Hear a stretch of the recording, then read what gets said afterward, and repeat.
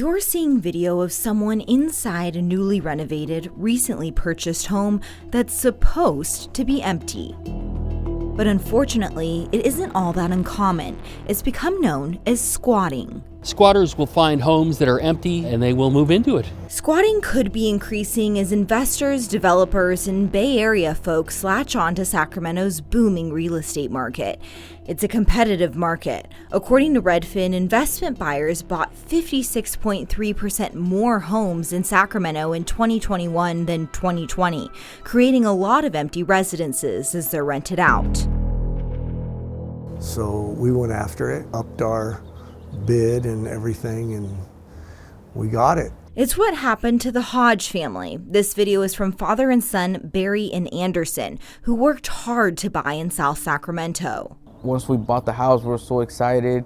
But come move-in day, And once I walk in, the first thing I smell is burnt plastic bags, something rubber. And then I was like, oh, there's somebody in the house. as they waited out front for police to arrive, they could see a figure standing in the doorway. Staring at us from the house, and all he did was just close the door. I'm just like, what is going on?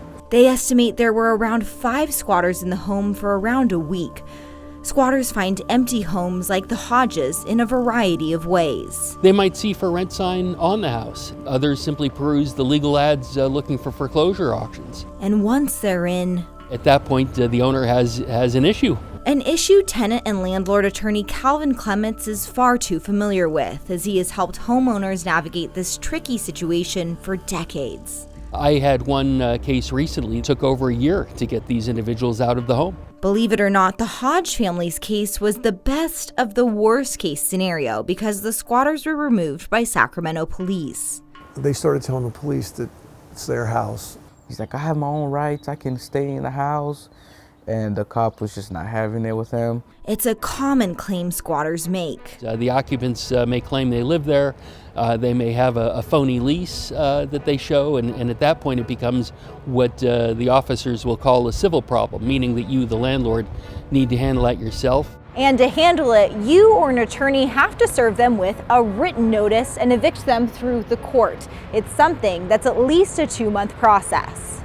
And if the inhabitants know what they're doing, they can draw that process out for 3 months, even 6 months or longer. It has been a problem. Property manager Jim Miller has 2,000 plus properties from Stockton to Roseville. He said with COVID, they only did virtual tours and took down for rent signs, helping prevent squatters. We don't do signage anymore. You're not seeing if you will, an abandoned house. But the other thing he's experienced is when a squatter poses as the landlord, renting out an empty home and collecting deposits.